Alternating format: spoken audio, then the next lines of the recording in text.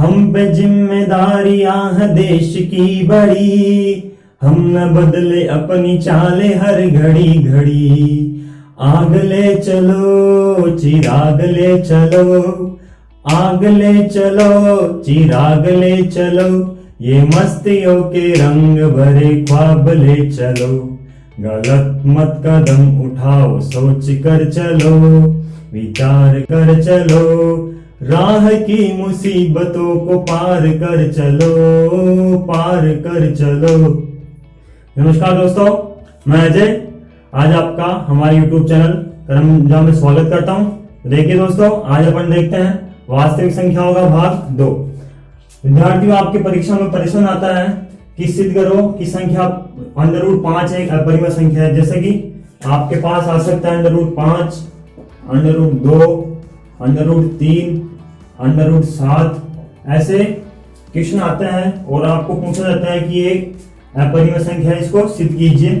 तो वो क्वेश्चन दो टाइप से आ सकते हैं। एक टाइप तो जैसे कि आपके पास जो मैंने सीरीज बताई, ये टाइप की सीरीज, और यदि मान लो एक टाइप ये आ जाए √8, √12, √18, तो इन टाइप की सीरीज और इन टाइप की सीरीज में अंतर क्या है वो भी देख लीजिए एक बार। फिर आगे ये टाइप की आगे बताऊंगा, ये टाइप की ये सीरीज है। मेथड अलग अलग है इन दोनों का, तो इसका मेथड पहले देखते हैं, इसका मेथड बाद में देखते हैं। इसमें अंतर क्या है, अंतर देख लीजिए पहले। जैसे यदि √8 हो तो √8 को अपन तोड़ सकते हैं 4 गुणा 2 में। 4 गुणा 2 में तोड़ेंगे तो इस 4 का तो क्या हो गया, बाहर वर्गमूल होके 2 बन गया और अंदर बच गया 2, यानी अंडर संख्या के साथ में एक संख्या एक्स्ट्रा और आ रही है। जैसे ही √12 में देखिए 4 3 12, वही 2 √3। 18 में देखिए 9 इंटू 2, 9 दूनी 18, तो इसका 3 बन रहा है और √2 बन रहा है। 9 का वर्गमूल 3 और √2 का 2। तो इन अंडर की संख्याओं के साथ एक और संख्या आती है, तो उसके लिए इसका मेथड अलग होता है। और इन संख्याओं में देखिए ये संख्या है मात्र अकेली आती है, जैसे √5, √2, 3, √7। तो इन टाइप के क्वेश्चनों को सोल्व करते हैं। तो आइए ये टाइप के क्वेश्चन, जैसे कि मान लिया आपने यहाँ संख्या ले ली 5, √5 यहाँ संख्या ले ली, तो यहाँ पे भी 5 आएगा। ये पूरा सेटअप तैयार किया हुआ है आपके लिए। यहाँ 5 आ गया तो यहाँ भी 5 आएगी, यहाँ भी 5 आएगी, यहाँ भी 5 आएगी। तो आइए दोस्तों देखते हैं, एक संख्या 5 लेते हैं कि √5 एक अपरिमेय संख्या है, सिद्ध करना है आपको। तो यहाँ पे 5 रख लीजिए, इसका हल क्या होगा।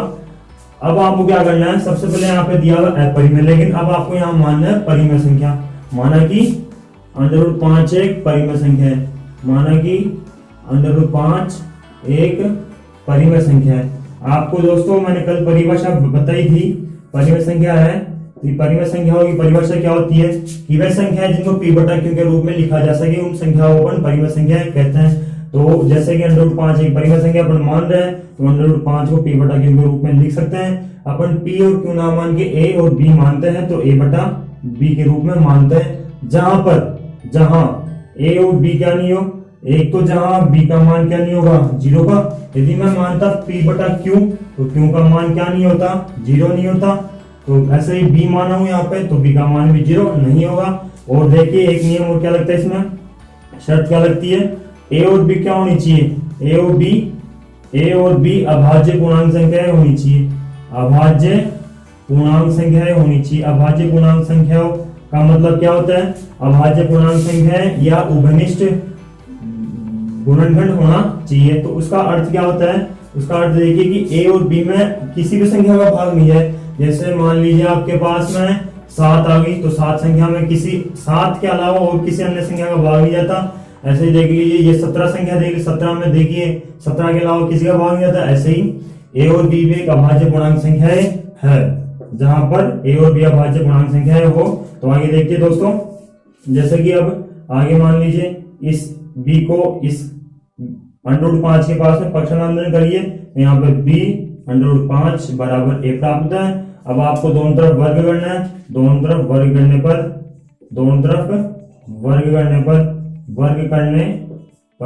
तो इसका √5 का वर्ग करेंगे और इसका a का भी वर्ग करेंगे, तो आपके पास में क्या आएगा, यहाँ से देखिए b का स्क्वायर और √5 का क्या हो गया, मात्र 5 हो गया। किसी भी अंडर रूट वाली संख्या का यदि अपन वर्ग करते हैं तो वो ही संख्या सेम आ जाती है और यहाँ पे आ जाएगा आपके पास में ए स्क्वायर। अब देखिए यहाँ से बी स्क्वायर बराबर 5 को ए के नीचे ले जाइए, इधर गुणा में है तो बराबर के उधर जाएगी भाग में, तो ए स्क्वायर बटा 5। अब देखिए आपके पास यहाँ पे ये आ रहा है कि किसी भी संख्या ए के स्क्वायर में यदि अपन 5 का भाग देते हैं तो आपके पास बी स्क्वायर प्राप्त होता है।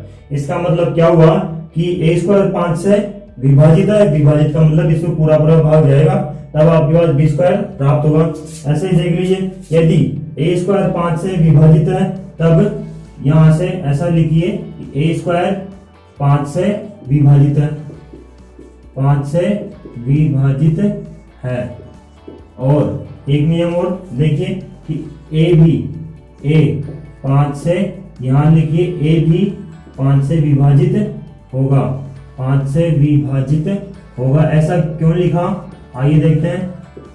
जैसे कि मान लीजिए आप एक संख्या 9 मान लीजिए कि 9 यदि 3 से विभाजित है तो 9 का स्क्वायर, इस 9 का स्क्वायर भी किससे विभाजित होगा? 3 से, क्योंकि 9 का स्क्वायर होता है 81, 81 में आप 3 का भाग दे सकते हैं, 3 का भाग देता है। इसी प्रकार से यदि कोई संख्या ए स्क्वायर किसी संख्या से विभाजित है तो उसका वर्ग मूल भी उस संख्या से विभाजित होगा, ऐसा यहाँ पे लिखा हुआ है। ये उतार सकते हैं एक बार, फिर आगे बताते हैं। आगे चलो यही देख लेते हैं।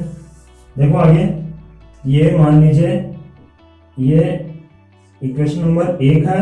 आगे देखिए, अब आप यहां से कि जैसे कि ए में अपन ने 5 का भाग दिया, आपको मैंने बताया कि ए भी 5 से विभाजित होगा, ए भी 5 से विभाजित होगा। यदि ये विभाजित होकर कोई संख्या सी प्राप्त कर रहा है, यानी ए में यदि 5 का भाग दे रहा है फिर कोई संख्या सी बन रही है, तो उसके लिए भी देखिए यहां से यहां किया है कि सी कोई संख्या मिल रही है। अब इसका दोनों तरफ वर्ग कर लीजिए, तो एक बार तो इसका वर्ग करेंगे तो यहां से आएगा 5 को पहले इधर ले आइए, 5c बराबर 1, दोनों तरफ वर्ग कर दीजिए, तो वर्ग करने पर इसका होल स्क्वायर बराबर ए स्क्वायर, यहाँ से मिल गया 25, सी स्क्वायर बराबर ए स्क्वायर, तो सी स्क्वायर बराबर, अब देखिए यहाँ से ये जो है ना आपके पास ए स्क्वायर, इसको मान लीजिए इक्वेशन नंबर 1 और इसको मान लीजिए एक बार इक्वेशन नंबर 2।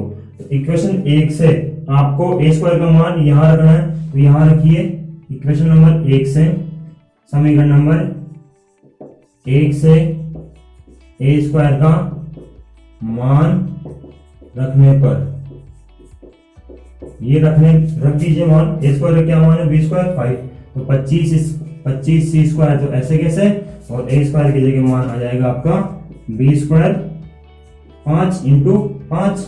अब देखिए 25 में 5 का भाग दे दीजिए तो 5 बार कट जाएगा, यहाँ पे बच जाएगा 5, सी स्क्वायर बराबर बी स्क्वायर, और सी स्क्वायर बराबर बी स्क्वायर बराबर, अब यहां से देखिए सी स्क्वायर बराबर बी स्क्वायर बटा 5। एक तो देखिए ये और एक देखिए ये, देखिए आपको मैंने बताया था कि ए और बी किसी भी संख्या से विभाजित नहीं होगी, लेकिन यहाँ पर भी ए विभाजित हो गई, देखिए ए स्क्वायर विभाजित हो गया, यहाँ पे बी स्क्वायर विभाजित हो गया, तो इसमें भी सेम प्रोसेस वही लिख देंगे। इसमें ये लिखेंगे कि ए बी स्क्वायर 5 से विभाजित है, 5 से विभाजित होकर कोई संख्या सी स्क्वायर बना रहा है, 5 से विभाजित है, तो इसलिए यहाँ पर बी भी 5 से विभाजित होगा, दोस्तों ये तो प्रथम परिणाम, ये द्वितीय परिणाम। अब देखते हैं ये आगे बढ़े, ये प्रथम परिणाम, ये द्वितीय परिणाम, तो समीकरण नंबर 3 इसको लिख दीजिए। देखो प्रथम व द्वितीय परिणामों से स्पष्ट है कि अब यहाँ पे अपन ने क्या माना था 5, यहाँ पे भी क्या लिख देंगे 5 पूर्णांक ए और बी का एक उपनिष्ठ गुणनखंड है। तो इसका मतलब क्या हुआ कि 5 ए में भी 5 से विभाजित हो रही है और बी भी 5 से विभाजित हो रही है, मतलब ए में भी 5 का भाग जाता है तो बी में भी 5 का भाग जाता है। इसका मतलब ये हुआ, परंतु यह कथन प्रारंभ में प्राप्त तथ्य का विरोधाभासी है। प्रारंभ में क्या माना था अपन ने? प्रारंभ में ये माना था कि ए व बी अभाज्य पूर्णांक यानी कि किसी भी संख्या का भाग नहीं जाएगा, लेकिन यहाँ पे 5 का भाग जा रहा है। तो उभयनिष्ठ गुणनखंड विरोधाभासी है कि ए और बी में कोई भी उभयनिष्ठ गुणनखंड नहीं है। अतः निष्कर्ष निकलता है कि हमारी प्रारंभिक कल्पना क्या थी, माना गया √5 एक परिमेय संख्या है, ये अपनी प्रारंभिक कल्पना थी, गलत है। अतः यह सिद्ध हुआ कि यहाँ पे भी अपन लिख देंगे 5 और यहाँ पे भी अपन लिख देंगे 5 एक अपरिमेय संख्या है। दोस्तों आप इस प्रकार से इसको सिद्ध कर सकते हैं, बहुत ही आसान है। तो यहाँ पर आपके पास मान लीजिए यहाँ पे आ जाएगा √3, यहाँ पे 3 कर देना, यहाँ पे 3, यहाँ पे 3, सेम प्रोसेस वो यहाँ पर करनी है। हर जगह जहाँ 5 है वहाँ 3 करना है, और 3 का स्क्वायर जैसे यहाँ पे 25, 5 का स्क्वायर 25 आया, तो यहाँ पे 3 का स्क्वायर 9 आ जाएगा। सेम प्रोसेस वही करनी है, तो आप इसको नोट कर सकते हैं। ठीक है दोस्तों, 7√5 एक अपरिमेय संख्या है, ऐसा आपको सिद्ध करना है। आपके एग्जाम्पल में दिया हुआ है ये। तो सबसे पहले आपको माना कि 7√5 एक परिमेय संख्या है, ऐसा आपको मानना है। ठीक है, परिमेय संख्या है। यदि परिमेय संख्या है तो आपको इसको a/b के रूप में लिखना पड़ेगा। तो a/b के रूप में आपने लिख लिया। फिर जहां पर b का मान 0 नहीं होगा, तब जहां a और b भी क्या होगी, a और b एक अभाज्य पूर्णांक संख्या होगी, अभाज्य पूर्णांक संख्या होगी। देखिए दोस्तों, अब इसको a/b के रूप में आपने मान लिया, जो कि एक परिमेय संख्या है, ऐसा आपने माना। तो देखिए, अब आपको मैंने बताया था कि अंडर वाली संख्या हो अकेला करना है, तो इसको अकेले करने के लिए देखिए, जैसे आपके पास 7√5 बराबर a/b था, तो इस 7 को बराबर में है तो इसके नीचे लेके जाएंगे, क्योंकि इधर यदि कोई संख्या गुणा में है तो बराबर ही उधर जाके वो संख्या भाग में चली जाएगी। तो 5 अंडर का तो a/7b आपके पास इक्वेशन नंबर पहली आ गई। इसको समीकरण नंबर 1 दे देंगे। अब देखिए वहां यहाँ तक का काम कंप्लीट। यहाँ से अब स्टार्ट करते हैं। चूंकि a व b पूर्णांक संख्या है, अतः आपके पास a/7b एक परिमेय संख्या होगी। अतः समीकरण 1 से स्पष्ट है कि यदि इसको आपने परिमेय संख्या मान लिया a/7b, ये परिमेय तो ये भी परिमेय, क्योंकि बराबर वाली संख्या परिमेय तो ये परिमेय। तो इस प्रकार √5 भी एक परिमेय संख्या होगी, जो कि विरोधाभासी कथन है। किसका कथन है? विरोधाभासी कथन। अपन ने जस्ट पहले सिद्ध किया था कि 5 एक अपरिमेय संख्या होती है, उसका ये विरोध कर रहा है, क्योंकि हम जानते हैं √5 तो एक अपरिमेय संख्या होती है। अतः हमारी कल्पना, कौन सी कल्पना? 7√5 एक परिमेय संख्या, 7√5 एक परिमेय संख्या है, गलत है। इससे सिद्ध होता है कि 7√5 एक अपरिमेय संख्या है। तो दोस्तों आगे देखते हैं। फर्स्ट क्वेश्चन में आपको शांत व अशांत आवर्ती वाले क्वेश्चन बताने हैं कि कौन सा शांत है कौन सा अशांत है। सेकंड क्वेश्चन में क्या करना है, आपको शांत बताना है और बाद में इसका आंसर भी आपको बताना है, यानी कि इसका प्रसार भी आपको लिखना है। तो देखिए शांत और अशांत क्या होता है। जैसे कि मान लीजिए ये 17 है, 17 में आपने 2 का भाग दिया, 17 में 2 का भाग देने के बाद में आपके पास आता है 8.5। जैसे 17 में 3 का भाग दिया, तो 17 में 3 का भाग देंगे तो आपके पास आएगा 5.666, आगे तक 6 चलता रहेगा। तो देखिए ये 8.5 तक हो गया पूरा, लेकिन ये 6 तक आगे तक बढ़ रहा है, तो ये तो शांत हो गया और ये अभी तक बढ़ रहा है, तो इसलिए इसको अशांत कह देते हैं। तो आपको ऐसी संख्या पहचाननी है कि इसको तो शांत कहते हैं, इसको अशांत कहते हैं। लेकिन आपको इस सेकंड क्वेश्चन में और फर्स्ट क्वेश्चन में बिना भाग दिए ऐसी संख्याएं पहचाननी है। तो बिना भाग दिए कैसे पहचान सकते हैं, उसका एक तरीका देखिए सामने इधर। जैसे कि फर्स्ट क्वेश्चन आपके पास 15/1600, तो इसमें देखिए आपके पास एक नियम और देखिए कि हमेशा जैसे 15 में आपने 2 का भाग दिया, 2 का भाग देने के बाद में आपके पास है 7.5, तो ये 2 संख्या नंबर 2 अंक 2 हमेशा निश्चित है कि किसी भी संख्या में यदि 2 का भाग दिया जाएगा तो वो संख्या शांत होगी। इसी प्रकार आप देख लीजिए, जैसे 24 में आप 5 का भाग देंगे तो 5 चौका 20, 4 बच के तो 5 अंडे 40। तो ऐसी संख्या 2 और 5 भी ऐसी संख्या है, 5 भी ऐसा अंक है जिसका किसी भी संख्या में भाग देने पर वह संख्या शांत हो जाएगी। तो आपको 2 और 5 के इसमें 2 और 5 की घातों के क्वेश्चन देखने, देखिए आओ देखते हैं आगे। जैसे हर 1600 है, 1600 के आप टुकड़े कीजिए, 1600 के आपने टुकड़े किए, जैसे दो का भाग दिया, 2 का भाग देने के बाद में आपके पास मिला 800, 800 में 2 का भाग दिया, फिर मिला 400, 2 का भाग दिया 200, 2 का भाग दिया 100, 2 का भाग दिया 50, 2 का भाग 25, 5 का भाग 5, फिर 5 का भाग दिया 1। तो ये टुकड़े आपको मिले। तो इसमें देखिए 15 बटा 2 की घात कितनी मिली, 1 2 3 4 5 6, 2 की घात आपके पास मिल गई 6, 2 की घात तो आपके पास मिल गई 6, और 5 की घात कितनी मिल गई आपके पास 2। तो देखिए दोस्तों, आपके पास 2 की घात और 5 की घात में टुकड़े आ रहे हैं।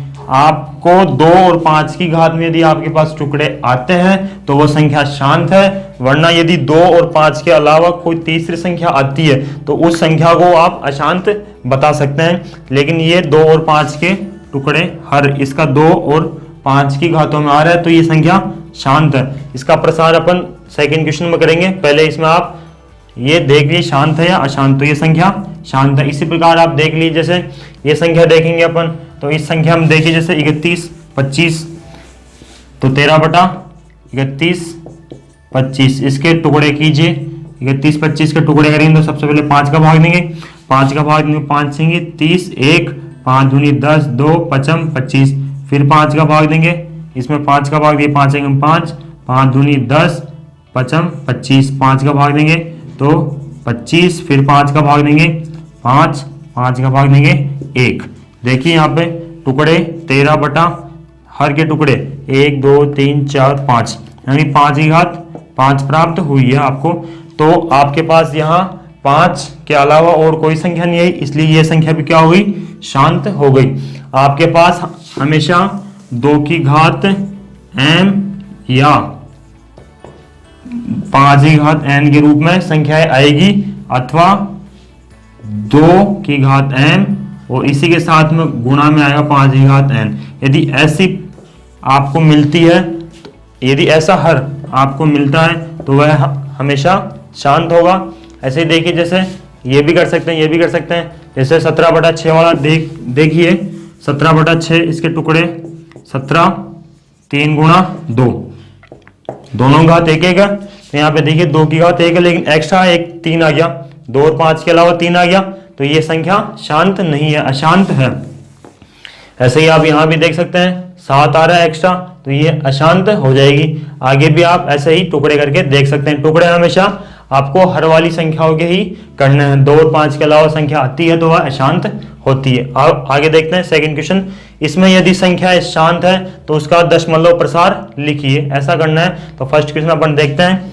फर्स्ट क्वेश्चन में क्या दिया हुआ, 13 बटा 125 है। तो सबसे पहले इसके हर वाली संख्या के टुकड़े कीजिए, 125, 125 में 5 का भाग दीजिए, यहाँ पे आएगा 25, फिर 5 का भाग देंगे 5, 5 का भाग देंगे 1। तो 5 के 125 के टुकड़े हुए 13 बटा 5 की घात 3, ऐसे टुकड़े हुए। अब देखिए आपको इसको शांत है, आपको पता है क्योंकि यह शांत है, क्योंकि इसमें क्या आ रहा है, 5 की घात n, 5 की घात n के रूप में कोई पद हर आ रहा है, इसलिए ये शांत है।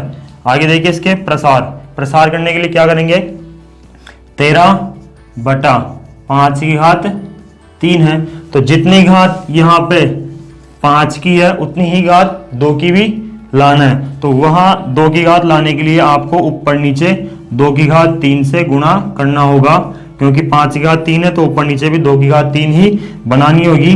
तो ऐसा बनाएंगे तो ऊपर तो बन जाएगा आपका 13 गुणा 2 का क्यूब कितना होता है 8, तो 13 गुणा 8।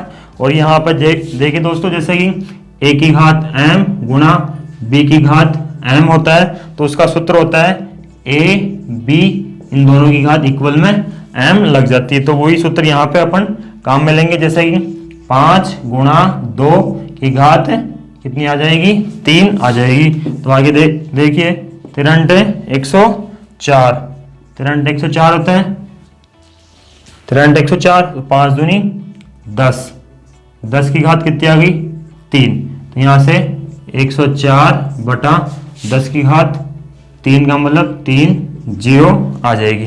अब देखिए आपको पता है कि किसी भी संख्या में यदि 1000 का भाग देंगे तो 3 संख्या छोड़ के 0 पॉइंट लगेगा, तो यहाँ से आप पॉइंट लगा सकते हैं 1 2 3 4 0 1, यानी 3 संख्या छोड़नी है, पॉइंट लगाना है, तो यहाँ पॉइंट लग गया और आपके पास आंसर आ गया 0.104।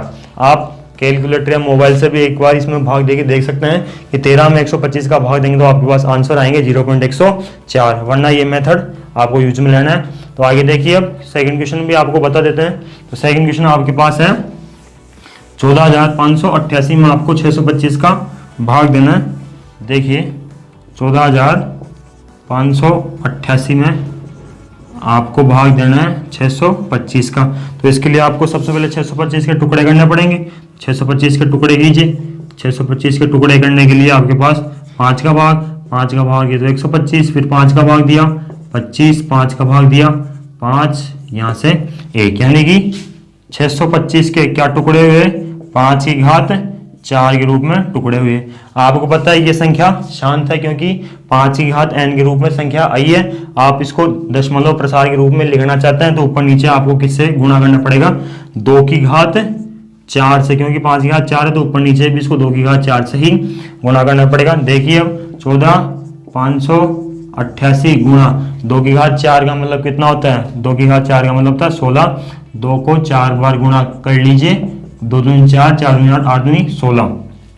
नीचे देखिए वही प्रोसेस 2 इंटू 5 इंटू 2, इसकी कॉमन घात है 4, तो ये कोष्टक बन करके कॉमन घात लगा देंगे 4। अब देखिए आगे यहाँ से 14,588 को 16 से गुणा करते हैं, तो 14,588 को 16 से गुणा करते हैं तो 8 छिंगे 48, 8 छिंगे 48, 48 और 4 52, 6 पंजे 30, 5 35, 6 चौका 24 है 3 27, 6 2 8, ऐसे ही 8 8 5 4 1। देखिए 8 10, यहाँ से 14, यहाँ से 8 और 5 13, यहाँ से 8 4 12 1 13, यानी 8 4 12 13 यानी 2। ठीक है, तो 23 34 0 8, यहाँ से आया आपके पास 23 34 0 8 बटा 5 दूनी 10, 10 की घात 4, 10 की घात 4 का मतलब क्या हुआ कि यहाँ से 0 कितनी बार आएगा, 4 बार, तो 23 34 0 8 बटा 1 2 3 4, 0 को हटाइए, हटाने के लिए 4 संख्या छोड़ के पॉइंट, ये 4 संख्या छूट गई, यहाँ से पॉइंट आ जाएगा 23.3408, ये आपका आंसर हो गया। ठीक है दोस्तों, आगे देखते हैं अपन क्वेश्चन नंबर 3। इसमें आपको बताना है कि कोई संख्या परिमेय है या अपरिमेय, यानी अपरिमेय नहीं है। इनके हर के अभाज्य गुणनखंड के बारे में टिप्पणी भी लिखनी है। तो आइए दोस्तों देखते हैं कि ये संख्या परिमेय है या अपरिमेय। देखिए इसमें मैंने बताया था कि आपके पास अशांत अनावर्ती यदि कोई संख्या आए तो वह संख्या अपरिमेय होती है। अशांत अनावर्ती का मतलब एक तो शांत नहीं हो तो ये आगे से आगे बढ़ रही है, और एक अनावर्ती, अनावर्ती का मतलब जिसकी आवर्ती बार बार नहीं हो तो वो क्या हो, जैसे कि ये 120 है, 120 के बाद में 1200, 1200 के बाद में एक, ये 12,000, 12,000 के बाद में 1,20,000 आ रहे हैं। जैसे कि इसमें 120 बार बार नहीं आ रहा, यानी कि इसकी आवर्ती नहीं हो रही, अलग संख्या आ रही है, तो इसका मतलब ये क्या है, एक अपरिमेय संख्या है। यह अपरिमेय संख्या है, और यह परिमेय संख्या होती तो आपको इसके बारे में टिप्पणी भी करनी होती। जैसे देखिए क्वेश्चन नंबर सेकंड में आपको दिख रहा है कि 43.1 2 3 4 5 6 7 8 है, तो उसको कैसे सॉल्यूशन करेंगे। आपके पास दिया हुआ है 43.1 2 3 4 5 6 7 8 9, ये क्वेश्चन दिया हुआ है। तो आपको इसमें क्या करना है, पॉइंट को हटाना है और नीचे 0 लगानी है। तो ये पॉइंट हट गया, हटाने के बाद में कितनी 0 आएगी, 1 2 3 4 5 6 7 8 9, यानी 10 की घात 9, 1 2 3 4 5 6 7 8 और ये 9, यानी कि 9 0 आ जाएगी। पॉइंट हटते ही 9 0 आ जाएगी। इसको शॉर्ट रूप में लिखने के लिए संख्या दी हुई है ऊपर 43 12 3 4 5 6 7 8 ये 9, यहाँ से आगे 10 की घात 9। 10 की घात 9 को अपन किस रूप में तोड़ सकते हैं, तो उसको तोड़ सकते हैं अपन 4 3 1 2 3 4 5 6 7 8, ये तो संख्या दी हुई है। 10 को तोड़ सकते हैं अपन 2 गुणा 5 के रूप में अपन तोड़ सकते हैं। वो इसकी कॉमन घात यानी 10 को तो क्या लिख दिए यहाँ पे 2 गुना 5 करके, यहाँ पे 10 हो गया, तो 10 के ऊपर 9 थी घात, ये भी 10 ही है, तो 10 के ऊपर 9 घात लग गई। आपको यहाँ पता लग रहा है कि 2 की घात एक तो 9 आ रही है, 5 की घात भी 9 आ रही है, तो यहाँ पर भी अपन लिख सकते हैं कि 2 की घात एक तो आ रही है 9 और 5 की घात क्या आ रही है 9। तो आपको इसके बारे में टिप्पणी करनी है। पहले तो ये देखिए परिमेय संख्या है या नहीं, परिमेय संख्या है, क्योंकि ये क्या है p बटा q के रूप में आ चुकी है, p बटा q के रूप में आ चुकी है, p का मान ऊपर वाला, q का मान नीचे वाला, तो ये संख्या p बटा q के रूप में है, और जहां पर q का मान 0 नहीं है, ये परिमेय संख्या है। तो इसके बारे में टिप्पणी करने के लिए देखिए आगे ये है संख्या 2 की घात m तथा इंटू 5 की घात n के रूप में है, और यदि इसको अपन ऊपर लेके जाते हैं, जैसे 2 की घात 9 और 5 की घात 9 को ऊपर लेके जाएंगे, तो वह संख्याएं ऋणात्मक संख्याएं भी प्राप्त हो सकती हैं। तो ठीक है दोस्तों, इसके बारे में आप टिप्पणी कर सकते हैं कि जैसे कि ये संख्या 2 की घात 9 है और 5 की घात 9, यदि ये ऊपर जाएगी, हर से अंश में जाएगी, तो घातों में माइनस का चिन्ह आ जाएगा। ठीक है, इस प्रकार से आप इसकी टिप्पणी कर सकते हैं। तो थर्ड क्वेश्चन देखते हैं अपन। थर्ड क्वेश्चन आपके पास दिया हुआ है 27.142857, इसके ऊपर बार। तो इस बार का अर्थ क्या होता है कि यही संख्या वापस रिपीट हो रही है, एक बार रिपीट फिर बार रिपीट, बार बार ऐसे ही संख्याएं रिपीट हो रही है। तो रिपीट करने को अपन हिंदी में कहते हैं आवर्ती, यानी कि इसी संख्या की बार बार आवर्ती हो रही है। तो अशांत आवर्ती की संख्याएं परिमेय संख्याओं में काउंट होती है। मैंने बताया था स्टार्टिंग में कि अशांत आवर्ती, जिसकी आवर्ती बार बार हो, वह संख्याएं परिमेय संख्याओं में काउंट होगी। तो 27.142857, मान लीजिए ये कोई संख्या है, इसकी बार बार आवर्ती हो रही है, वापस यही संख्या आ जाएगी 1428, यहाँ से 57। ठीक है, अब देखिए दोस्तों, इसको आपने कक्षा 9th में हल किया होगा, उसी प्रकार से यहाँ पे भी इसको हल करना होगा। तो इसमें दोस्तों आपने क्या करते हैं, सबसे पहले आप इसको समीकरण नंबर 1 नाम दे दीजिए, x के बराबर, x बराबर आप इसको मान लीजिए x बराबर 27 पॉइंट, ऐसा आगे तक ये बढ़ता रहता है, तो इसको समीकरण नंबर 1 दे दीजिए। अब क्या करना है आपको, इसको पॉइंट के बाद में लगभग पॉइंट के बाद संख्या है 6, 2 3 ये 3 यानी 6 संख्या है। आपको इसको समीकरण नंबर 1 को 10 की घात 6 से गुणा करना होगा। समीकरण 1 को 10 की घात 6 से गुणा करने पर तो आप इसको गुणा करेंगे तो आपके पास यहाँ से आ जाएगी 10 की घात 6 इंटू एक्स, और यहाँ से 10 की घात 6 से गुणा करेंगे तो ये पॉइंट 6 कदम उठ के यहाँ चला जाएगा, तो ये यहाँ आ जाएगा। तो यहाँ से क्या बच जाएगा आपके पास 1 2 4 2 8 5 7, इसके जस्ट बाद में पॉइंट, फिर वापस वही संख्या रिपीट हो जाएगी। ठीक है, तो यहाँ से आगे तक चलता रहेगा। इसको समीकरण नंबर 2 नाम दे देंगे। अब आपको क्या करना है, समीकरण 2 में समीकरण 1 को माइनस करना है। देखिए समीकरण 2 में समीकरण 1 को माइनस कर दीजिए। ऐसा यहाँ लिखना है कि समीकरण 2 में से समीकरण 1 को माइनस करने पर इसको यहाँ ले आइए, तो ये x बराबर आ जाएगा आपके पास 27.142857। ये भी आगे तक चल रहा है, तो इसको आप माइनस करना, तो माइनस करने पर आपके पास प्राप्त होगा, जैसे कि यहाँ पे माइनस का चिन्ह लगा दिया, तो ये संख्या तो पूरी कट गई, यहाँ से तो पूरी संख्या कट गई। अब इस संख्या में से मात्र 27 संख्या को माइनस करना है, तो 7 में 7 गए तो 0, 5 में से 2 गए तो आपके पास बच गए 3, यहाँ से 8 2 4 1 7 और ये 2। आपके पास यहाँ क्या बच गए, 10 की घात 6 में से 10 1 x जाएगा, तो आपके पास यहाँ बचेंगे 9 की घात 6x बचेगा। या आपके पास यहाँ से 1 x जाएगा तो आपके पास भी 9 की घात 6x बचेगा। तो यहाँ से देखिए x बराबर 27 14 28 बटा 30, यानी कि 9 की घात 6 बार आएगी, 1 2 3 4 5 और 6, 3 3 6। तो आपके पास यहाँ से देखिए दोस्तों, यहाँ से आपके पास 2 की घात m और 2 की घात m 5 की घात n और एक अन्य अतिरिक्त संख्या भी यहाँ से मिलने वाली है। यदि आप इसको हल करेंगे तो आपके पास यहाँ से 2 की घात m और 5 की घात n के रूप में संख्या है, और इसके अतिरिक्त संख्या भी मिलेगी, जिससे कि आप इसकी इस प्रकार टिप्पणी कर सकते हैं। आगे आपको ये टिप्पणी में ये करना है कि इस संख्या का आगे हल करने पर हमें 2 की घात m और 5 की घात n की अतिरिक्त संख्याएं प्राप्त होती है। तो दोस्तों आप इस प्रकार से कर सकते हैं। दोस्तों आज की क्लास के लिए धन्यवाद। यदि आपको क्लास पसंद आई हो तो शेयर कीजिए, सब्सक्राइब कीजिए, लाइक कीजिए